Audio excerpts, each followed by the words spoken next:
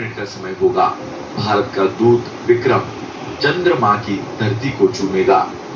भारतीय संस्कृति में हम चंद्रमा को मां और पिता सूर्य को अस्तित्व ऊर्जा देने वाला तारा मानते हैं। चंद्रमा का सौंदर्य अद्वितीय है। पृथ्वीवासियों का सदा निष्ठा से चक्कर काटने व शीतलता भरी चांदनी रोशनी देने के कारण इसे मां के समान माना गया है। जैसे ही भारतीयों का ये चंद्रदूत विक्रम मां का स्पर्श करेगा, पूरी दुनिया एकटक होकर देखेगी इस खुशनुमा पल को। इसी के साथ चंद्रमा के दक्षिणी ध्रुव में उतरने वाला भारत पहला देश बनेगा। राष्ट्रदूत के रूप में विक्रम का पुरुषार्थ इतिहास रचेगा। वर्ष 2019 में चंद्रमा के दक्षिणी गोलार्ध में चीन उतरा था, पर चांद के दक्षिणी ध्रुव में आज तक कोई नहीं उतरा है। Instead of success-based design in Chandrayaan-2, we are doing a failure-based design in Chandrayaan-3. What all can fail and how to protect it. So this is the approach that we are taken. So for that we did many things. One, we expanded the area of landing half a kilometer by half a kilometer to 4 kilometer by 2.5 kilometer. 4 kilometer along the track and 2.5 kilometer width. Anywhere it can land. So it doesn't limit you to target a specific point. Suppose the performance is poor, it can land anywhere within that area.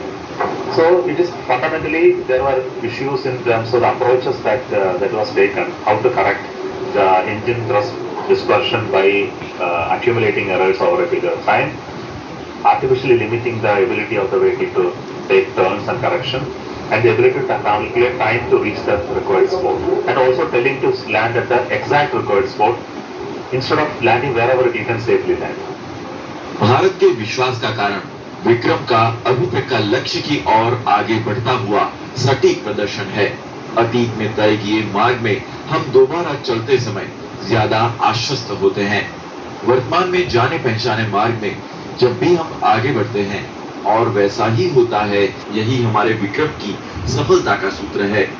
जुलाई 14 को जब से भारत के चंद्रयान 3 का सफल प्रक्षेपण हुआ है, पूरे विश्व में विक्रम जी चर्चा का विषय बने हुए हैं। भारतीय अंतरिक्ष अनुसंधान संस्थान ने अपने इस लैंडर का नाम अहमदाबाद के रहने वाले स्पेस साइंटिस्ट विक्रम साराभाई के नाम पर रखा है। विक्रम लैंडर का चांद की ओर उतरना वैसे तो पूरी दुनिया के लिए एक खास पल है, पर गुजरात के अहमदाबाद शहर के लोगों के लिए ये बेहद खास है। विक्रम साराभाई भले ही देश के गौरव है, पर गुजरात का उनसे एक खास नाता रहा है। डॉक्टर विक्रम साराभाई के साथ काम किया है फिजिकल रिसर्च लेबोरेटरी अहमदाबाद या इसरो का संस्थापन के टाइम में थुम्बा के साथ में त्रिवेंद्रम में। सभी लोगों का एक ही बात थी कि कुछ न कुछ उनके व्यक्तित्व में जो था, जो सिर्फ आप फील कर सकते हैं, आप महसूस कर सकते हैं, उसको कुछ डिफाइन नहीं कर सकते हैं। 51 इयर्स की उम्र में कितनी सारी संस्थाओं का निर्माण किया। साइंस ने ATIRA, textile, IIM Ahmedabad, physical research laboratory, ISRO का, एंड लास्ट में जब उनको अणुशक्ति का भी जो प्रभार सौंपा गया, ये इतने सारे संस्थानों के ऊपर डॉक्टर साराभाई ने अच्छी तरह से, बहुत बढ़िया तरीके से इतना तो किया। आज जो इसरो है, इसरो के जितने सीनियर साइंटिस्ट है, वो बोलता है इसरो का कल्चर है ना, उसको एक साराभाई कल्चर नाम दिया गया है। इंडिपेंडेंस के पहले ही सोच लिया था कि हमको एक फिजिकल रिसर्च लैबोरेटरी बनाने का है। उनके मन में ये था, और जैसे ही इंडिपेंडेंस हुआ उसके बाद उनके घर में उन्होंने 2 कमरे में फिजिकल रिसर्च लैबोरेटरी बनाया। अगस्त 15 हमारा इंडिपेंडेंस हुआ भारत में, और नवंबर 11 को उनकी DRL की स्थापना हुई उनके घर में 2 कमरों के साथ। DRL को स्टैब्लिश करने के बाद उनको ये विचार था कि स्पेस साइंस ये एक्टिविटीज के लिए जरूरी है कि हम लोग अपने रॉकेट्स बनाएं और अपना सैटेलाइट बनाएं, और इसीलिए उन्होंने DRL की स्थापना के थोड़े दिनों बाद ही विक्रम साराभाई स्पेस सेंटर, जिसको आजकल बोलते हैं VSSC, उस जमाने में वो थुम्बा एक स्टेशन था वहाँ पे रॉकेट लॉन्चिंग की व्यवस्था करवाई। पृथ्वी के प्राकृतिक उपग्रह चंद्रमा की सतह पर आराम से उतरने की दिशा में भारत का पिछले 4 वर्षों में ये दूसरा प्रयास होगा। भारत के पड़ोसी देश चीन ने वर्ष 2013 में चंद्रमा के उत्तरी ध्रुव में तथा 2019 में दक्षिणी ध्रुव में टचडाउन करके दिखाया था। इस सफलता ने चीन को एक नई अंतरिक्ष महाशक्ति के रूप में दुनिया में स्थापित कर दिया। भारत का लगातार 2 बार विक्रम को चंद्रमा की ओर किया था 2009 में।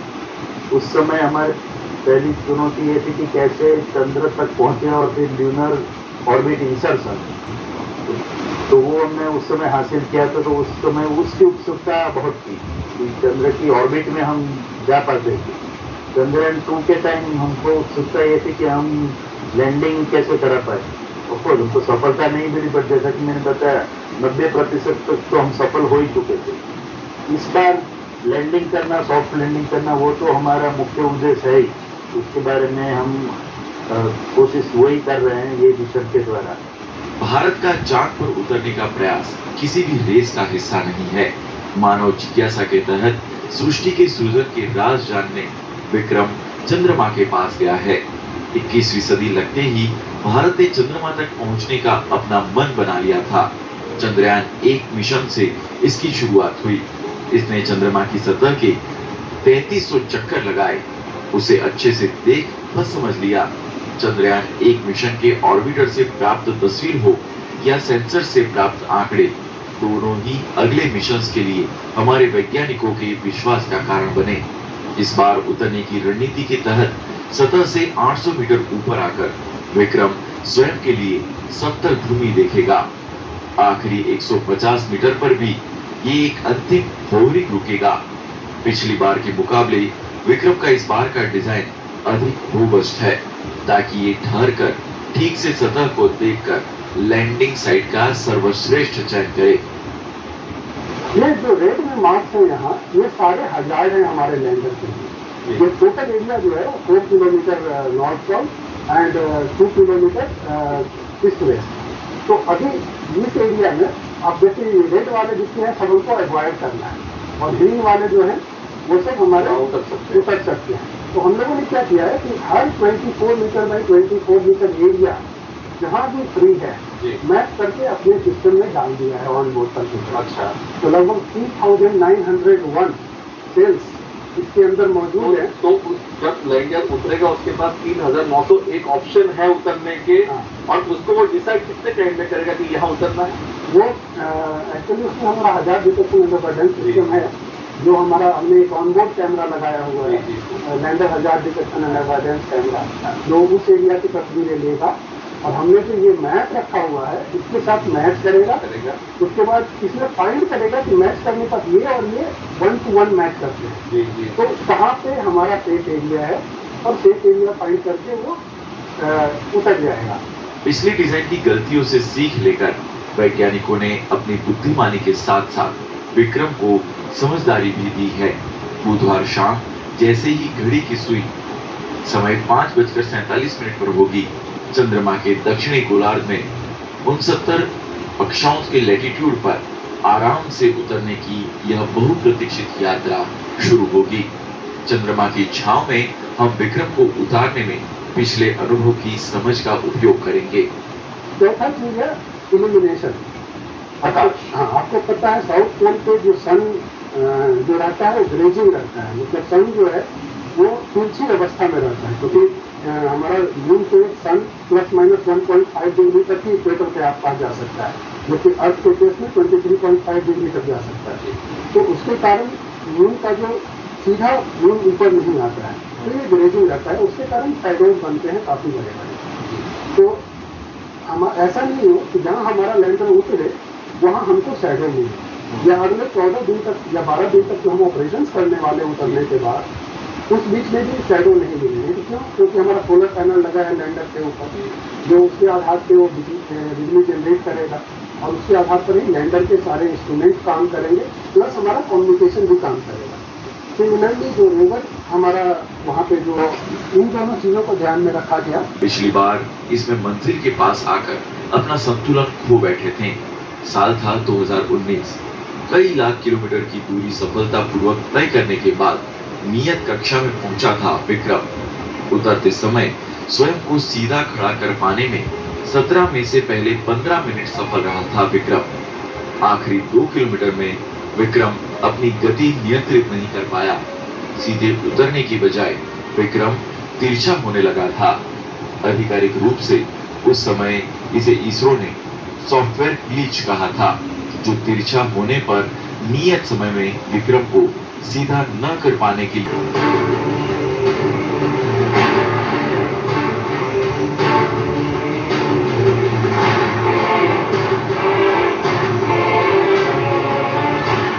चंद्रमा की सतह के 335 मीटर अर्थात करीब 1/3 किलोमीटर पहले तक विक्रम इसरो के संपर्क में भी था, अपना संदेश भी भेज रहा था। इस बार भारत को पूर्ण विश्वास है कि हमारा विक्रम इस बार सफलतापूर्वक चंद्रमा की सतह पर उतरेगा। लैंडिंग सॉफ्ट होगी, उतरते ही इसका सिग्नल हमें मिलेगा, जिसका कारण इस पर लगा अत्याधुनिक कम्युनिकेशन सिस्टम है। तो लैंडर हमारा जो कम्युनिकेट करेगा अर्थ के साथ, वो डीप स्पेस नेटवर्क के थ्रू करता है। ग्राउंड स्टेशन जो हमारा बेंगलुरु में है और उसके अलावा वर्ल्ड वाइड कई सारे ग्राउंड स्टेशन हैं, इनकी हम सपोर्ट लेते हैं। तो ये जो ideation Indian deep space network जो है वो हमारे विजिबिलिटी में होना चाहिए, लैंडर उसकी विजिबिलिटी में होना चाहिए, तभी वो जो सिग्नल हमको भेजेगा या हम जो उसको भेजेंगे वो कम्युनिकेट कर पाएगा। तो हमने ये भी देखा कि जो 14 दिन हैं हमारे, वो विजिबल रेंज में होने चाहिए इसके, और चूंकि ये नियर साइड पे है और ये 14 दिन तक इसकी विजिबिलिटी है।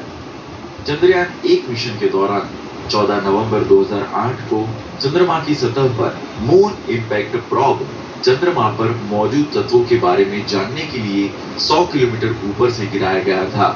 25 मिनट तक की यात्रा करने के बाद ये प्रोब चंद्रमा के गुरुत्व के चलते इसकी सतह से टकराया था। बाद में इस टक्कर से उड़ी धूल की जांच करने पर चंद्रमा में पानी के होने के प्रमाण मिले थे। स्वयं नासा ने इस बात की पुष्टि की थी। Density of craters boulders, suppose हमें इसकी डेंसिटी भी देखनी है कि डेंस नहीं होना चाहिए। आप तस्वीरों में देखेंगे कि काफी जगह बोल्डर्स काफी ज्यादा है, तो इधर ही हमारे लैंडर को उतरने के लिए 4 स्क्वायर मीटर ही स्पेस चाहिए, हमारा उसका 2 मीटर ही लेग के बीच की जगह है, तो 4 स्क्वायर मीटर होना चाहिए। लेकिन क्या है कि हमारे अब 2 बोल्डर के बीच में 4 स्क्वायर मीटर ही है, लेकिन हम रिस्क नहीं ले सकते। क्यों नहीं? क्योंकि जो कैलकुलेशंस हैं आपके वहाँ तक जाने के, उसमें हो सकता है लोकेशन का एरर हो।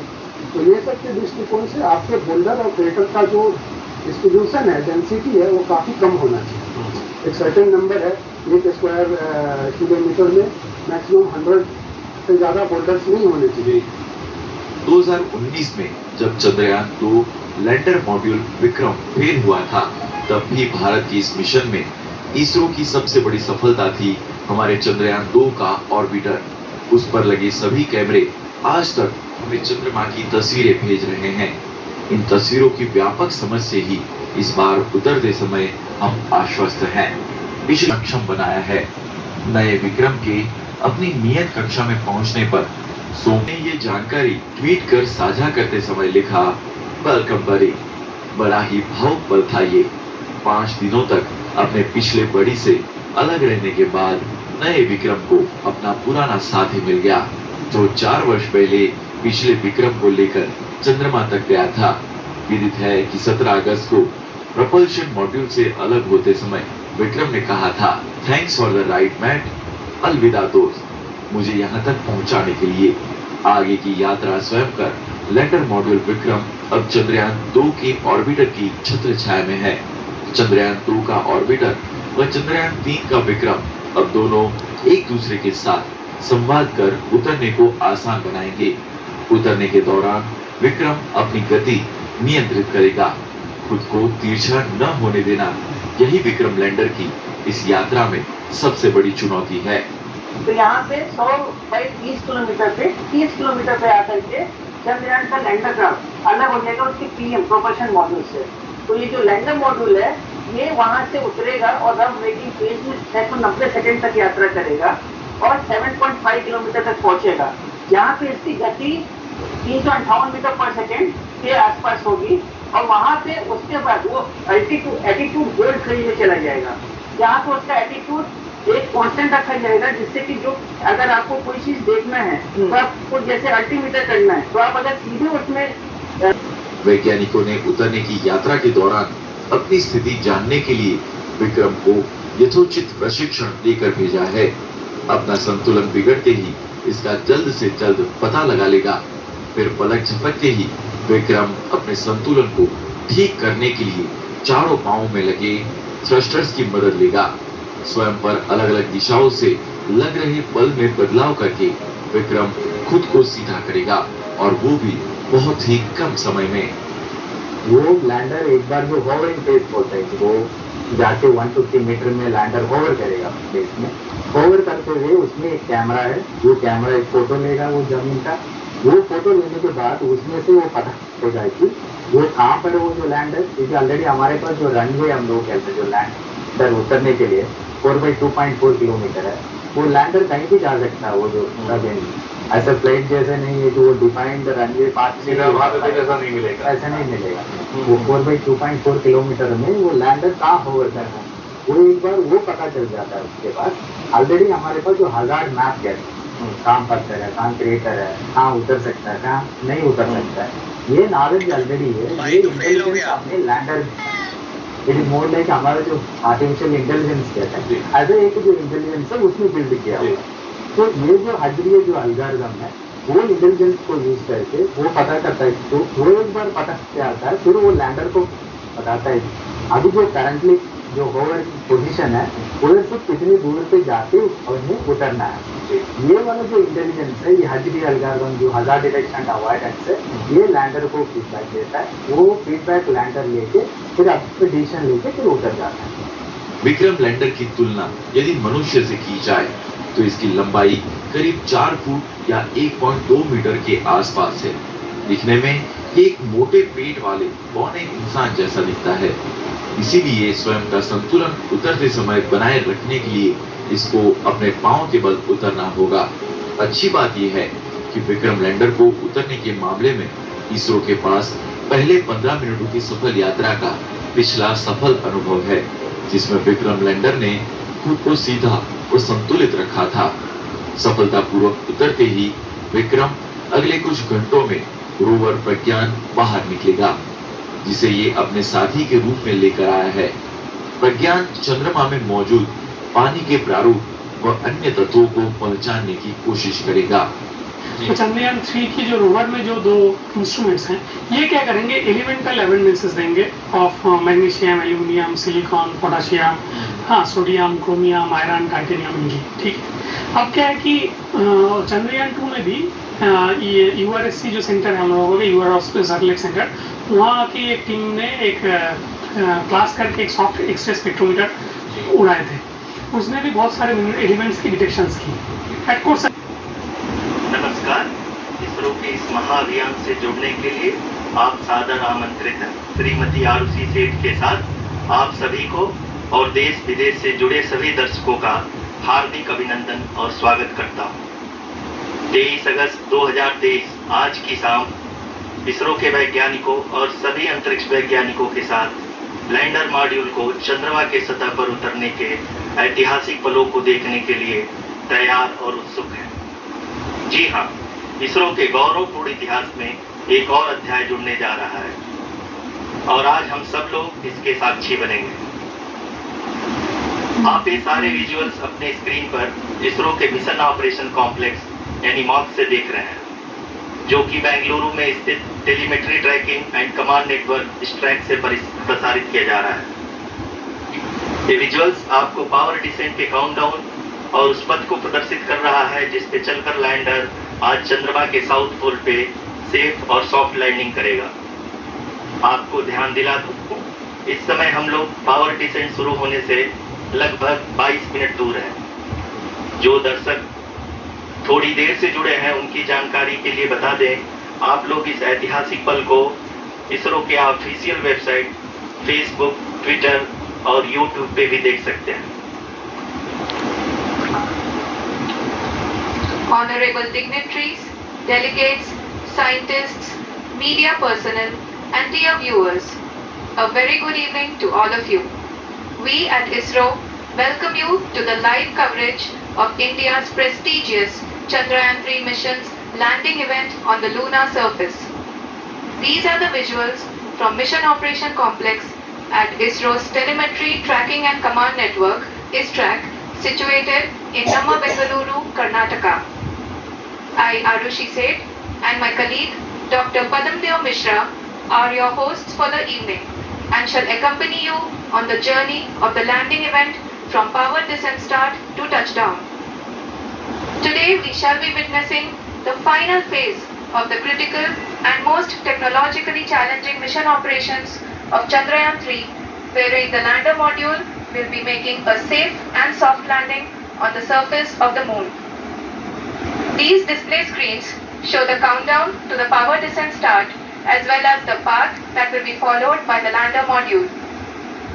We are 18 minutes away from the commencement of power descent. India is at the brink of creating history as we all await with bated breath to witness the landing on Moon's south polar region.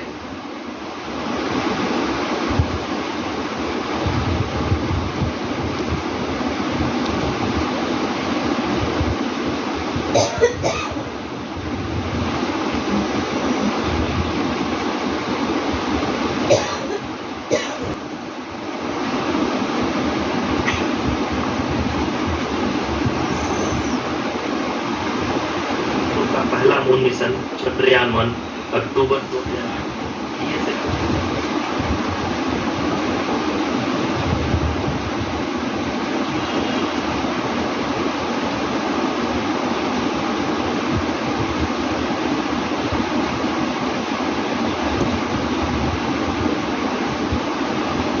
धन्यवाद RC. अगर मैं सही मायने में कहूँ तो अंतरिक्ष का कोई भी मिशन हो और चाहे किसी भी देश के द्वारा संचालित किया जा रहा हो, इसरो मिशन की निश्चितता और अनिश्चितता के बीच बहुत ही महीन अंतर होता है, जिससे कि एक मिशन सफल या असफल होता है। लेकिन ना हम थके ना हम हारे।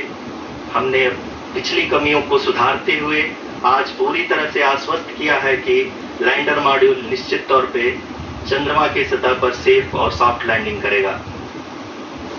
सभी दर्शकों के जानकारी के लिए अब हम इसरो के अब तक के सभी लूनर मिशंस को संक्षिप्त विवरण प्रस्तुत करेंगे।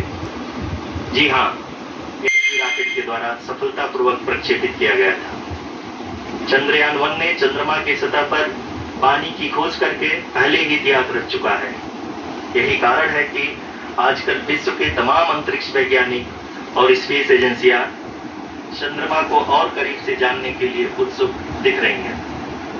अगर हम बात करें चंद्रयान-2 की, जो इसरो का दूसरा मिशन है, जुलाई 2019 में इसरो के सबसे ताकतवर रॉकेट LVM-3 द्वारा सफलतापूर्वक प्रक्षेपित किया गया था और आज भी लगभग 4 साल बाद यह चंद्रमा के 100 किलोमीटर के सर्कुलर ऑर्बिट में घूमते हुए बहुत ही उत्तम क्वालिटी का डेटा प्रदान कर रहा है।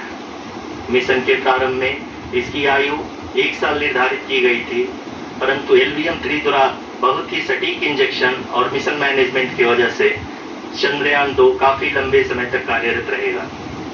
अब तक चंद्रयान-2 चंद्रमा के लगभग सभी भागों का चित्र ले चुका है।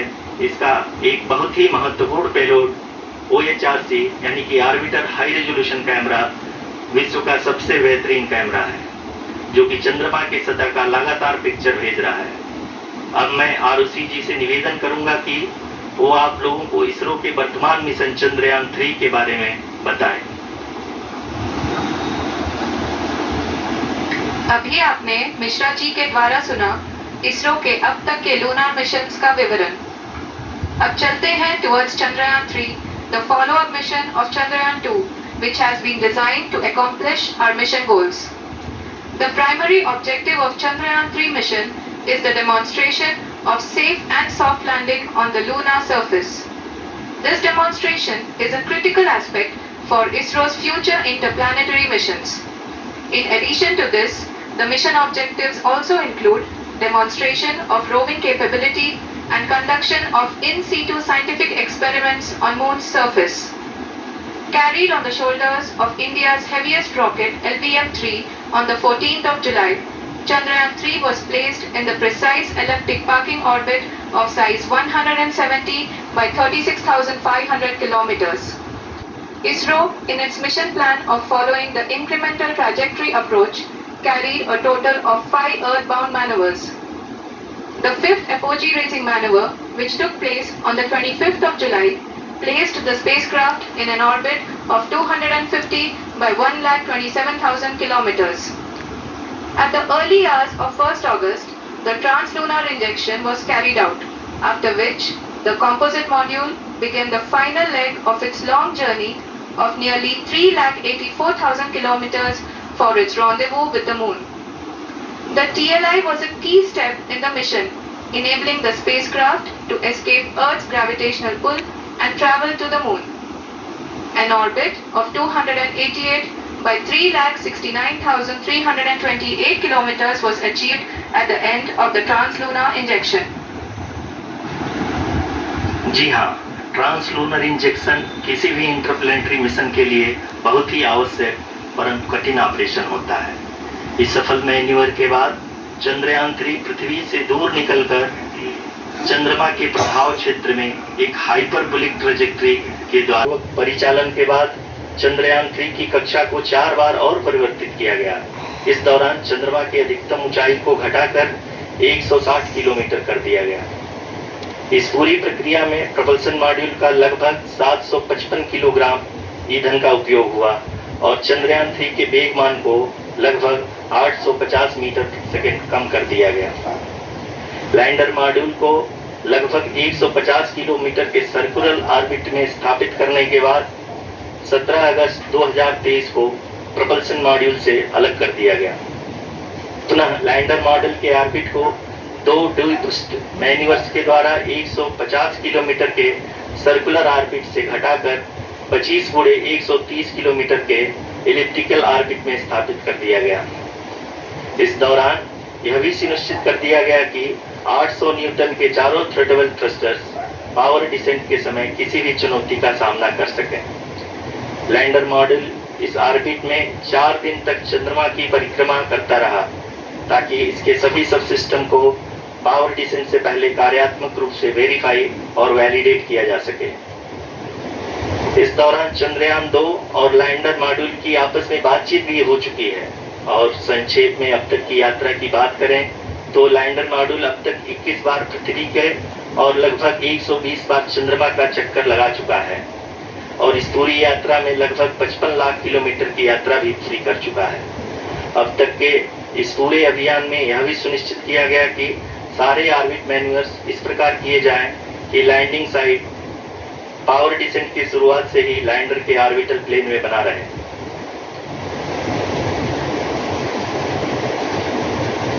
It further is true indeed. We have arrived at the crucial juncture wherein the orbit plane contains the desired landing site at the start of powered descent. We are also happy to announce that live images from the Chandrayaan 3 lander imager camera is being received continuously. The demonstration of soft landing on the moon's surface is no ordinary feat due to the innumerable challenges and complexities involved. The lander velocity has to be killed from nearly 6,048 kilometers per hour without any aid from the thin and tenuous moon's atmosphere. The lunar dust at the time of landing and the craters and boulders scattered over the moon's surface make it further complicated to achieve this. The new and improved Chandrayaan 3 design has been built after envisaging all the scenarios which the lander module can encounter. With several software improvements, provision for full level redundancies, a plethora of special tests, namely the integrated hot test, integrated cold test, and lander leg drop tests were carried out for the lander module. The success of these tests has provided great confidence in the performance of all the onboard sensors, propulsion system, and associated guidance, control, and navigation algorithms. The key findings during the tests have been able to improve the overall system performance. The largely unexplored south pole of the moon has been chosen as the intended landing site since there is a possibility of finding ice and other minerals which would be vital resources for future explorers. Apart from continuing investigations pioneered by Chandrayaan 1 and Chandrayaan 2, the Chandrayaan 3 mission will also provide invaluable data to the science community around the world. Let us give our viewers a glimpse on the configuration of Chandrayaan 3 mission.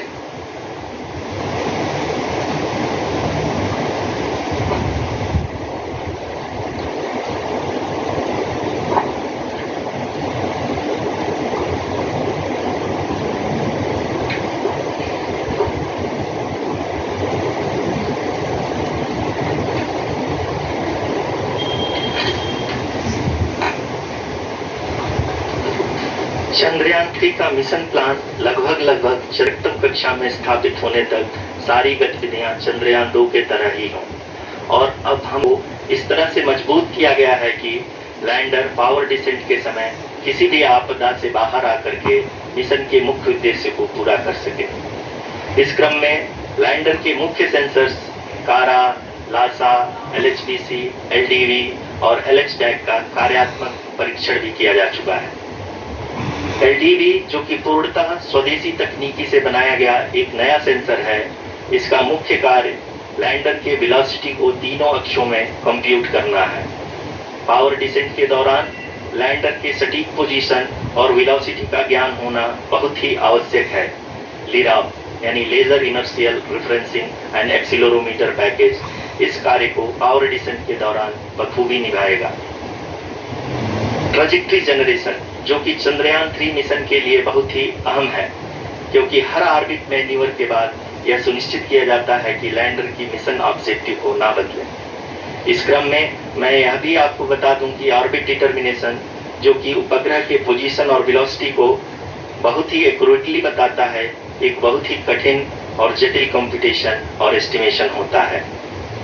यहाँ यह भी जानना महत्वपूर्ण है कि चंद्रयान-2 का OHRC payload अब तक काफी ऊंचे स्तर का डैम्प प्रदान किया है, जिसके फलस्वरूप लैंडिंग साइट के सीमा को बढ़ाकर 4x2.4 किलोमीटर कर दिया गया है, जो कि पावर डिसेंट के दौरान सॉफ्ट लैंडिंग कराने में काफी सहायक सिद्ध होगा। Apart from the sensors, Chandrayaan-3 is equipped with a suite of sophisticates that provide ground truths. Lander and rover have payloads which are completely new and will perform in situ analysis of lunar surface. The two spectroscopes on rover, APXS and LIBS, will actively measure the surface elemental abundances at the landing location and surrounding area. The lander carries a seismometer ILSA that can sense impact events and lunar quakes.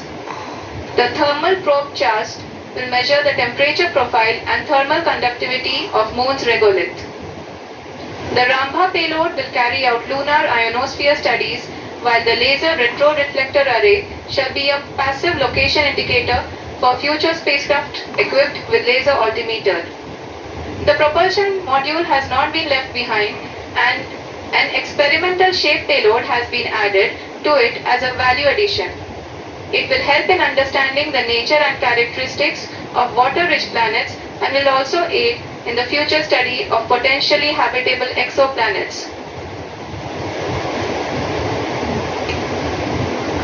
We are minutes away from the start of powered descent. The entire powered descent shall be carried out by the onboard autonomous landing sequencer or ALS, which is a series of instructions preloaded to the lander module. These instructions include the commands to be executed, data to be collected and analyzed, and decisions to be made and executed autonomously throughout the powered descent.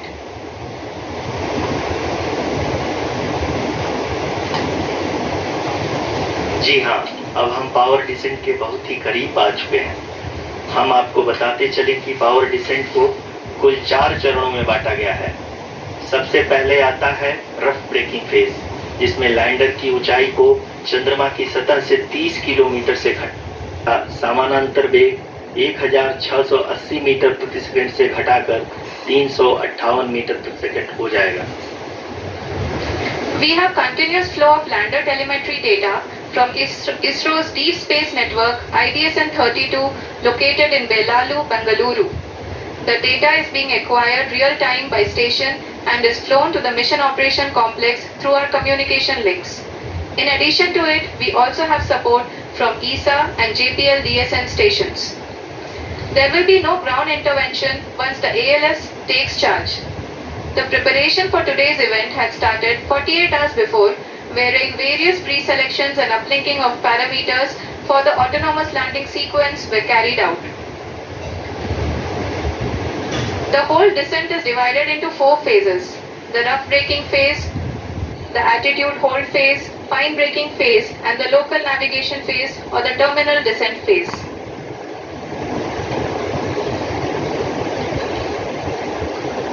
जी हाँ, altitude hold phase जो कि power descent का दूसरा चरण है, एक बहुत ही महत्वपूर्ण फेज है। इस 10 सेकेंड के स्मॉल ड्यूरेशन के दौरान लैंडर के दो महत्वपूर्ण सेंसर कारा और लासा लैंडर की ऊंचाई की गणना करेंगे। इस फेज के पूरा होते ही लैंडर चंद्रमा के सतह से कुल 6.8 किलोमीटर की ऊंचाई पर होगा। During the rough braking phase, the lander velocity shall be brought down from 1680 meters per second. The scientists are analyzing the lander data.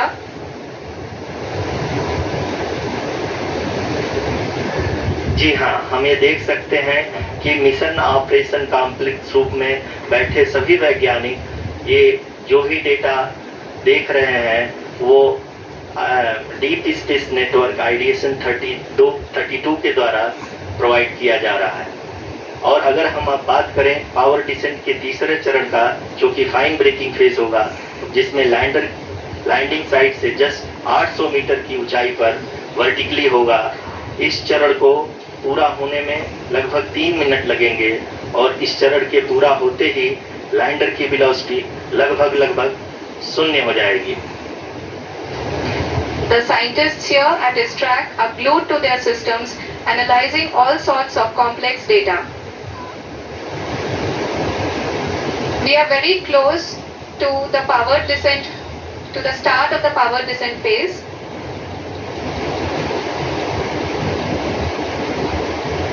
जी हाँ, अगर हम अब बात करें पावर डिसेंट के चौथे और अंतिम चरण का, जो कि लोकल नेविगेशन फेज या टर्मिनल डिसेंट फेज भी कहा जाता है, इस दौरान लैंडर के 2 इंजन बंद कर दिए जाएंगे और लैंडर के सेंसरों द्वारा इसके हाइट और वेलोसिटी की गणना इनर्शियल नेविगेशन को भेज दिया जाएगा। इस दौरान लैंडर 150 मीटर की ऊंचाई को प्राप्त करने के बाद कुल 131 सेकंड लगाएगा। इस पड़ाव पे आने के बाद पुनः लैंडर 22 सेकंड के लिए हवरिंग करेगा।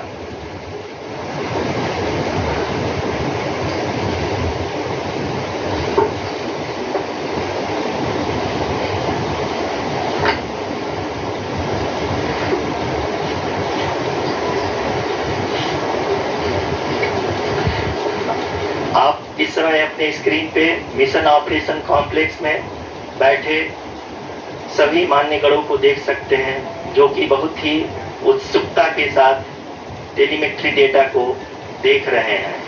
अभी हम लोग पावर डिसेंट शुरू होने से जस्ट कुछ ही पल दूर है।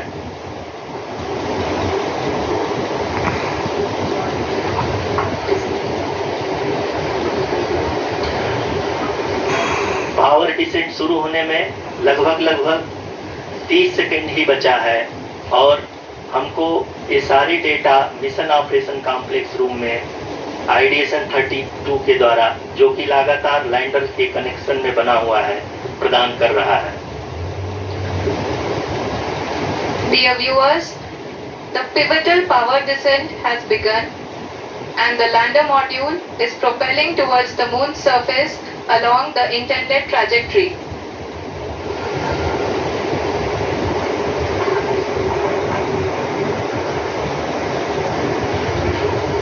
हम अब देख सकते हैं रफ ब्रेकिंग फेज की शुरुआत हो चुकी है।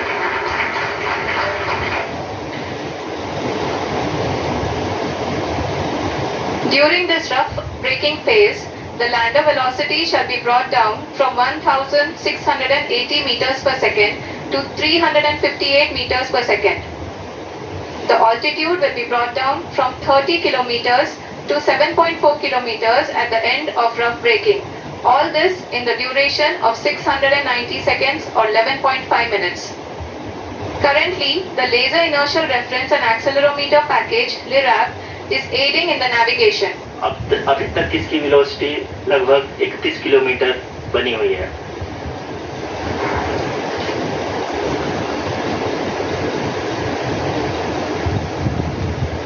The lander module has traveled a distance of approximately 228 kilometers. The complete downrange that will be traveled during this phase shall be nearly 713.5 kilometers.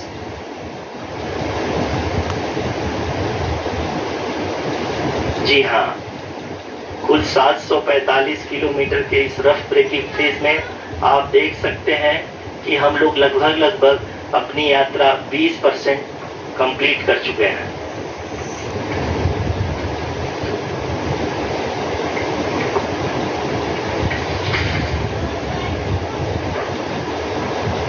Power descent की यह शुरुआत हम कह सकते हैं कि बहुत ही सटीक और सदी हुई है, जिसमें लैंडर अपने वेगमान को अनुमानित तरीके से घटा रहा है।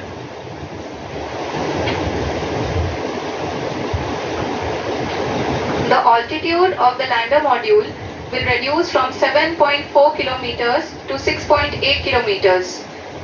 ये देखा जा सकता है कि लैंडर मॉड्यूल लगभग 370 किलोमीटर 36 दिशा में चल चुका है। The mission operations team is analyzing the data. We can all see the seriousness and the concentration with which each and every parameter of the lander module is being analyzed. The performance so far seems to be nominal.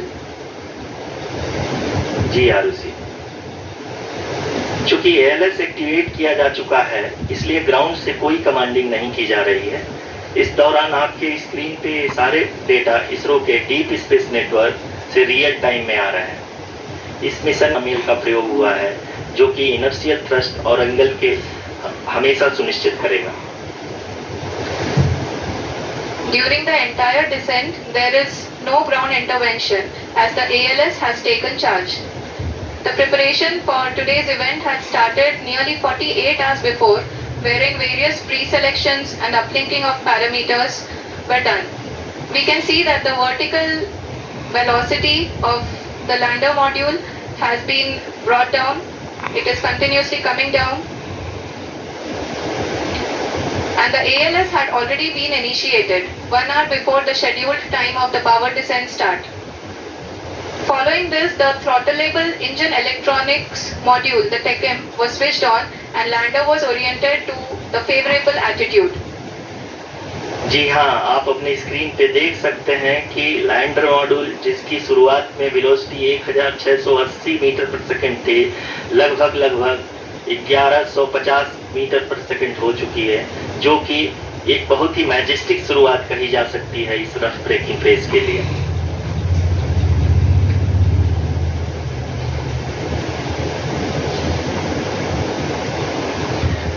यहाँ पे मैं आपको ये भी बताते चलूं कि आप अपने स्क्रीन पे देख सकते हैं कि लैंडर मॉड्यूल का आल्टीट्यूड धीरे धीरे अब कम होता हुआ दिख रहा है, और जो कि एक्सपेक्टेड भी है। अभी हम बात करें करंट आल्टीट्यूड की, तो जो कि 28.6 किलोमीटर के आसपास है। आप स्क्रीन पर ये भी देख सकते हैं Chandrayaan 3 lander imager display. The lander imager is continuously taking photographs of the moon surface, and that is also being streamed here. Currently the horizontal velocity has been brought down and the distance traveled is 574 kilometers. The current altitude is 27 kilometers as can be seen on the screen. जी हाँ, करीब अपने आधे सफर को पूरा करते हुए इस rough breaking phase में लैंडर बहुत ही आगे की तरफ बढ़ते हुए अपनी ऊंचाई को घटा रहा है।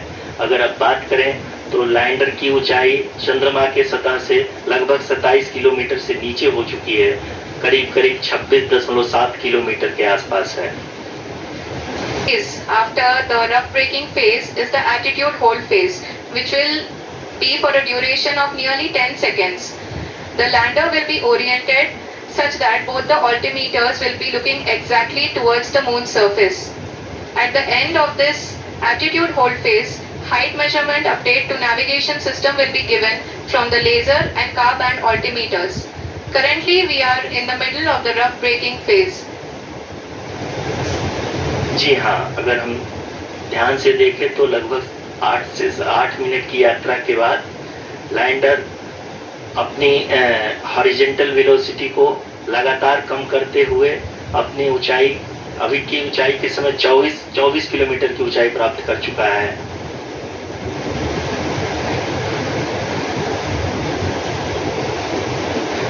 के आंकड़े को देखते हुए हम कह सकते हैं कि लैंडिंग पूरी तरह से नॉमिनल है। यहाँ पर हम देख सकते हैं कि हॉरिजेंटल वेलोसिटी लगातार कम होती हुई दिख रही है।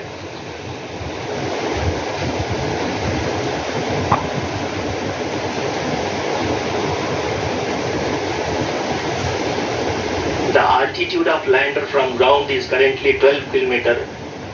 Is currently 22 kilometer, which is again going to be coming down, and that is expected. For the viewers who have joined now, we are in the power descent phase, and we are in the rough braking phase, which is the first phase of the power descent. We have currently traveled a downrange of 697 kilometers, and the downrange that has to be traveled during this phase is 713.5 kilometers. जी हाँ, अभी आप देख सकते हैं कि lander की horizontal velocity लगभग 720 metre प्रति सेकंड हो गई है। लगभग हम ये कह सकते हैं कि 900 मीटर प्रति सेकंड वेलोसिटी को कम किया जा चुका है।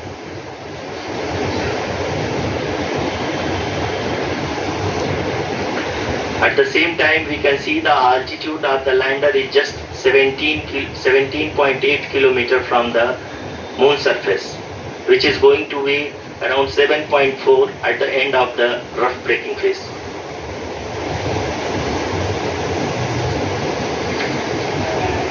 इस फेज के बाद हम जाएंगे towards the attitude hold phase, where we will be expecting sensor update from the laser and car band altimeters.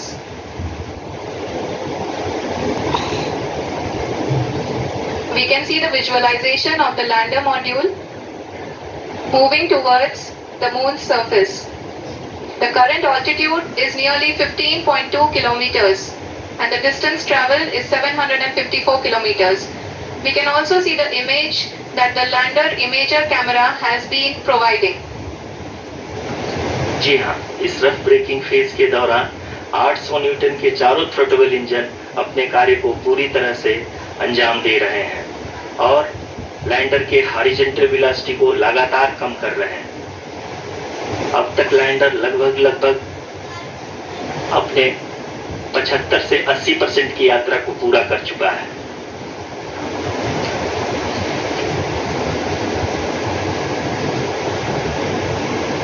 After the rough braking and the attitude hold phase, we shall be having the fine braking phase, which will continue for nearly 3 minutes. The whole phase is being driven by the autonomous landing sequencer, and there is no intervention from ground.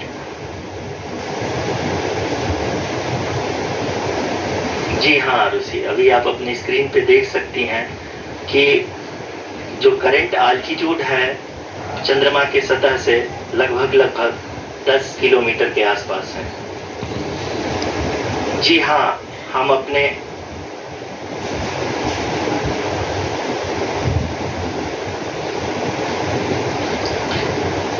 जी हाँ, हमारे प्रधानमंत्री जी श्री नरेंद्र मोदी जी हम सभी का उत्साहवर्धन करने के लिए दक्षिणी अफ्रीका के जोहानसबर्ग से जुड़ गए हैं।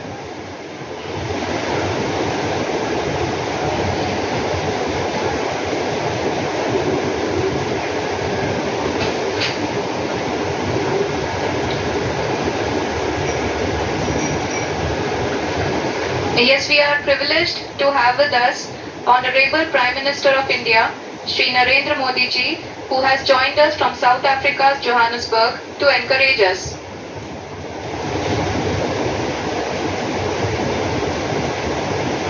जी हाँ, आप ये देख सकते हैं एल्टीट्यूड होल्ड फेज भी बहुत ही आसानी से लैंडर फेज ने पार कर लिया है और अब फाइन ब्रेकिंग की शुरुआत हो चुकी है।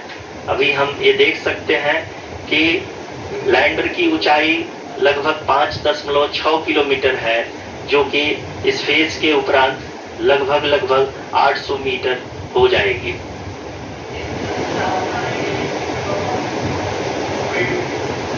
We can hear from the mission operations team that the sensors are performing nominally. And we are currently in the midst of the fine braking phase, which is going to continue for 3 minutes, and the altitude is going to be reduced to nearly 800 meters at the end of this phase. जी हाँ, जैसा कि आरुषि जी ने बताया कि लगभग 3 minute के उपरांत lander की हाइट लगभग 800 मीटर वर्टिकली होगी और यहाँ पे लैंडर की horizontal velocity, vertical velocity, even down range भी लगभग शून्य होगा। We can see the visual of the lander module, and we can see that the down range traveled is nearly 831 kilometers.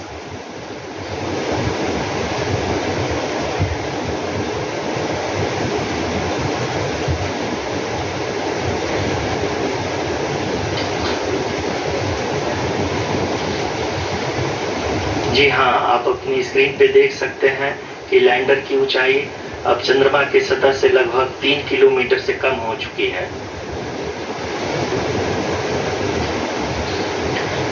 We are very close to the moon's surface, nearly 2.6 kilometers, as we can see.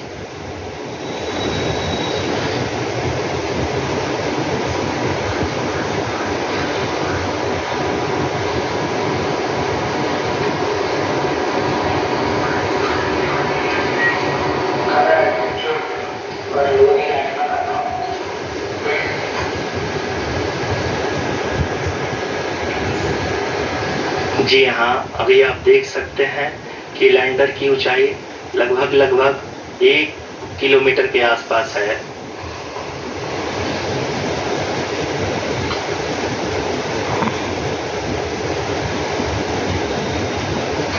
We are nearing the final phase of the power descent, which is going to be the vertical descent phase or the local navigation phase. जी हाँ, अब हम fine breaking wave के एकदम करीब आ चुके हैं। आप तालियों के गड़गड़ाहट से सुन सकते हैं कि हम लोगों ने तीसरे चरण को भी बहुत ही सफलतापूर्वक हासिल कर लिया है और अभी हम वर्टिकल डिसेंट फेज में आ चुके हैं, जिसकी शुरुआत भी बहुत ही अच्छे ढंग से हो चुकी है।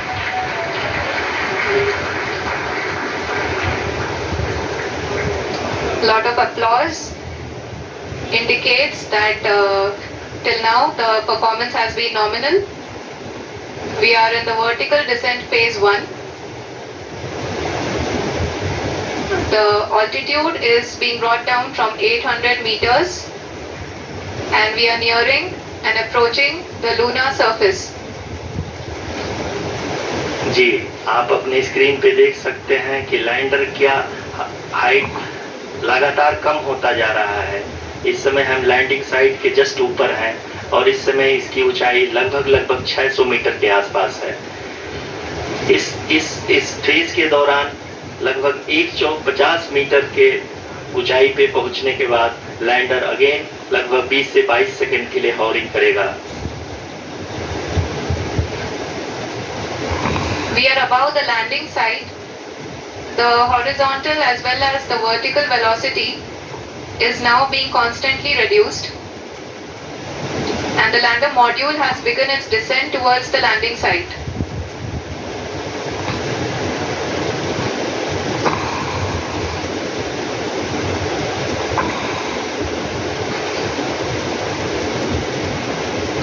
जी हाँ, आप अपने स्क्रीन पे देख सकते हैं ये जो पथ निर्धारित किया गया है, लैंडर पूरी तरह से उसी को ही फॉलो कर रहा है।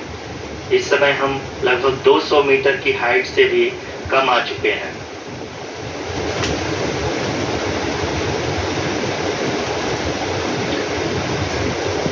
अब हमें देख सकते हैं कि हम लगभग 150 मीटर की ऊंचाई पे हैं चंद्रमा के सतह से।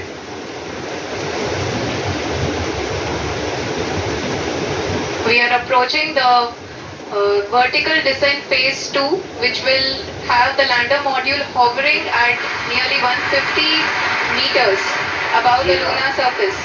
जी हाँ, आप इस तालियों के गड़गड़ाहट को सुन सकते हैं, जो कि सेकेंड हाइवरिंग फेज के कंप्लीट होने के बाद इन सारे वैज्ञानिकों के द्वारा की जा रही है।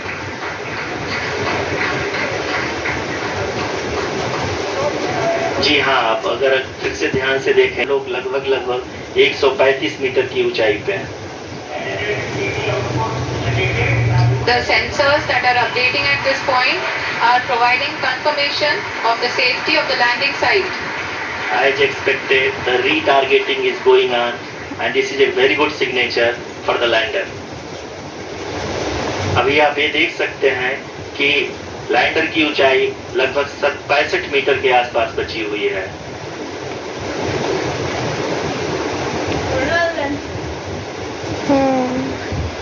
Currently, only 2 engines are now being fired, and we are nearly at zero velocity, vertical and horizontal. We were hovering, and now we are approaching the moon's surface.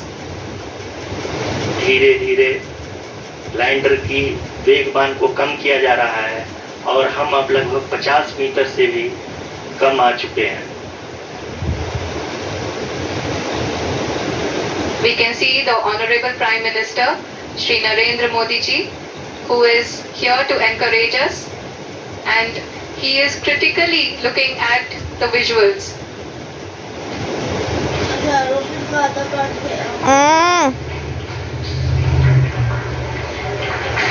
जी हाँ, आप अपनी स्क्रीन पे देख सकते हैं कि हम lander module People are applauding. Let us all wait to hear from the Secretary Department of Space and Chairman ISRO, Shri S. Somnath. Lander module पूरी तरह से सेफली और सॉफ्टली चंद्रमा की सतह पे लैंड हो चुका है। ये हम लोगों के लिए बहुत ही गर्व की बात है। हिंदी में एक कहावत है कि चंदा मामा दूर के, लेकिन अब हम ये कह सकते हैं कि चंदा मामा अपने घर के। बहुत ही उम्दा। The hard work of the entire ISRO community has come to fruition.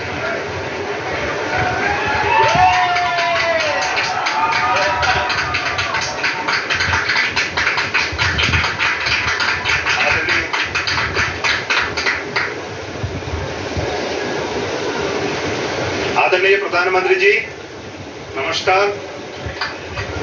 Sir, we have achieved soft landing on the moon. India is on the moon. Sir, I request our Honorable Prime Minister to address us and bless us. Thank you, sir.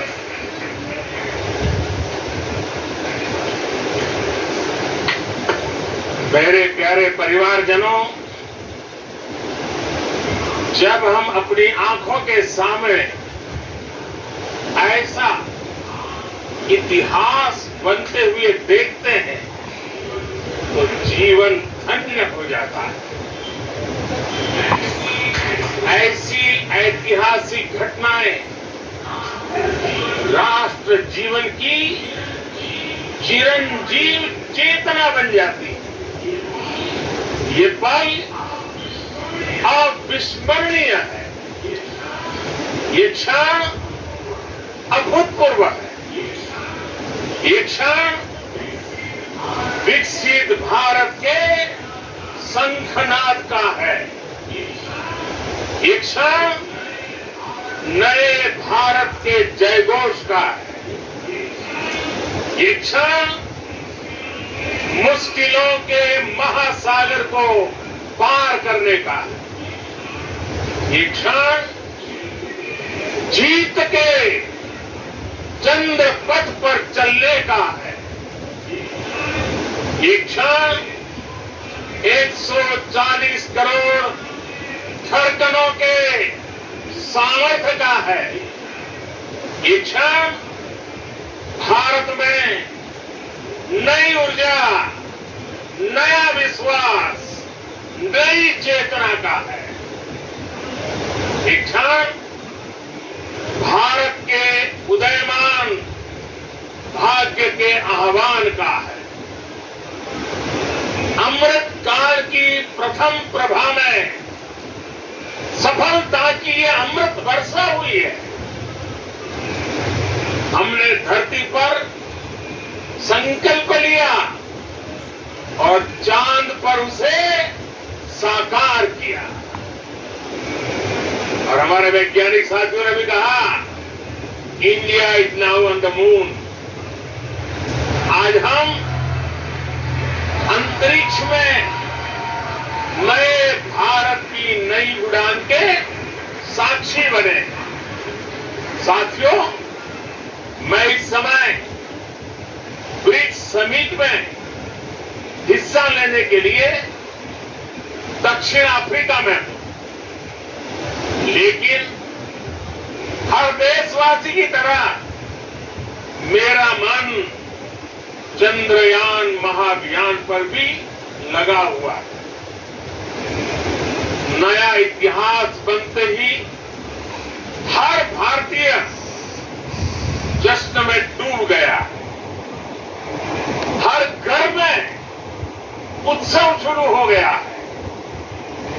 हृदय से मैं भी अपने देशवासियों के साथ, अपने परिवारजनों के साथ इस उमंग और उल्लास से जुड़ा हुआ हूं।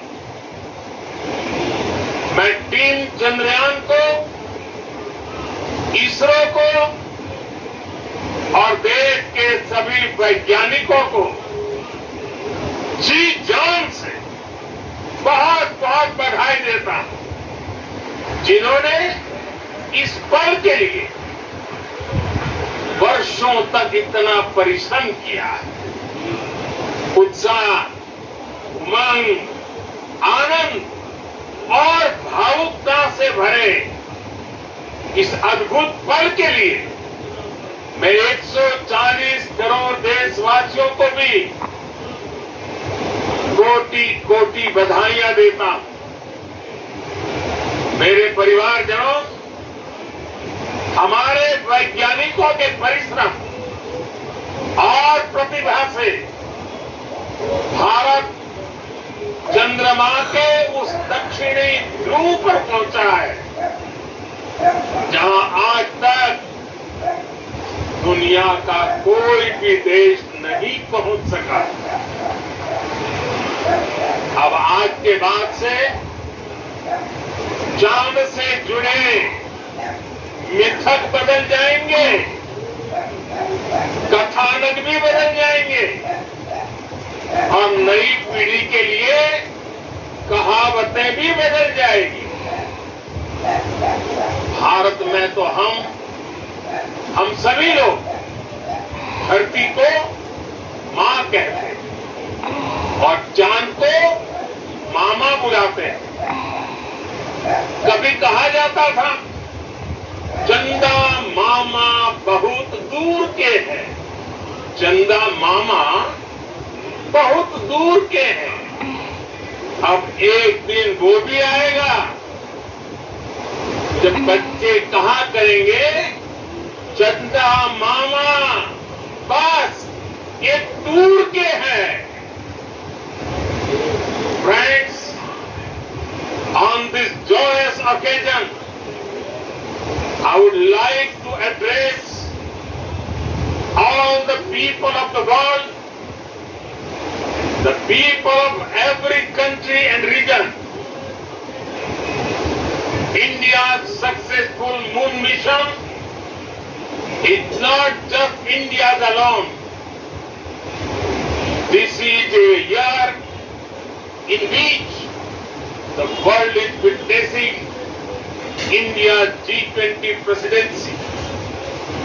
Our approach of one Earth, one family, one future is resonating across the globe. This human-centric approach that we present and that we represent has been welcome universally. Our moon mission is also based on the same human-centric approach. Therefore, its success belongs to all of humanity, and it will help moon missions by other countries in the future. I am confident that all countries in the world, including those from the global south, are capable of achieving such feats. We can all aspire for the moon and beyond.